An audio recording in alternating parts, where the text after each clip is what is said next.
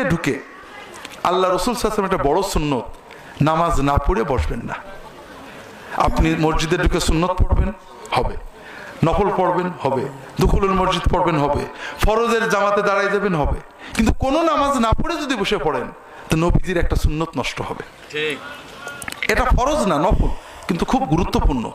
রাসূলুল্লাহ সাল্লাল্লাহু আলাইহি ওয়াসাল্লাম জীবনে কখনো মসজিদে ঢুকে কোনো নামাজ না পড়ে বসেননি। সাহাবীরা মসজিদে ঢুকলে বসলে রাগ করতেন। ইদা দাখালা আহাদুকুমুল মাসজিদা ফালা ইয়াজলিসান্না ফালা ইয়াকউদান্না হাত্তা ইয়ারকা রাকাতাইন। মসজিদে ঢুকে অন্তত 2 রাকাত নামাজ না পড়ে বসবে না। এটা হলো মসজিদের হক। আমরা কি করি? আগে যে বসি, এরপর উঠে নামাজ পড়ি। কেমন হলো বিষয়টা?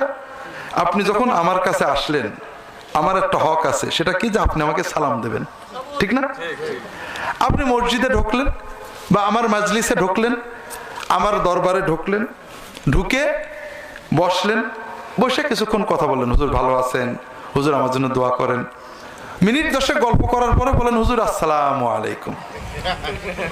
কেমন হলো কামটা? হ্যাঁ, আগে সালাম। তো মসজিদে ঢুকে আগে নামাজ, তাহিয়াতুল মসজিদ, দুখুলুল মসজিদ, সুন্নত যাই পড়েন, মসজিদের একটা হক আছে, সেটা হলো বসার আগে নামাজটা পড়ে নেবেন। আপনি যে আগে বসলেন, বসে নামাজ পড়লেন। আবার বাঙালি নবীজির সুন্নতের উল্টো বানাইছে, মসজিদে আগে একটু বসে নিবা। লা হাওলা ওয়ালা কুওয়াতা ইল্লা বিল্লাহ। মসজিদে যে আগে নামাজ পড়ে বসতে হবে। নবীজি কি বললেন? নামাজ না পড়ে বসো না। হ্যাঁ, মাকরুহ যদি হয় ভিন্ন কথা, তখন তো আমরা বসবো, নামাজ পড়বো না, মাকরুহ। কিন্তু যখন নামাজ পড়ার মতো, আমরা তখনও যাই কিন্তু আগে বসি। বসবেন না। হয়তো বলবেন যে কত হুজুর তো দেখলাম বসলো। হুজুর অনেক বসেছেন, তারা এই সুন্নত খেয়াল করেননি, তাদের গুনাহ হয়নি। কিন্তু আপনি সুন্নত জানার পরেও হুজুরের অজুহাত দিলে আপনার গুনাহ হবে।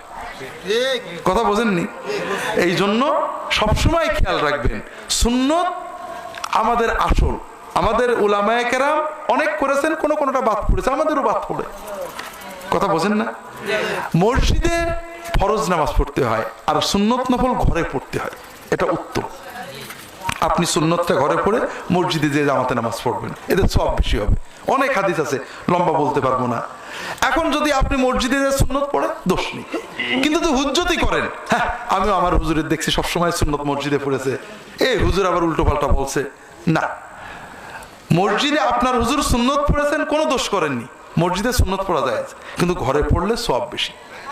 আপনার হুজুর হয়তো হাদিসটা জানতেন না, অথবা তিনি সুযোগ পাননি, কোনো ওজর ছিল। আপনি নবীর সুন্নত জানার পরে আর কারোর দিয়ে হুজ্জতি করবেন না। কথা কি বুঝতে পেরেছেন? আল্লাহ তাআলা সবাইকে তৌফিক দান করুন, আমিন।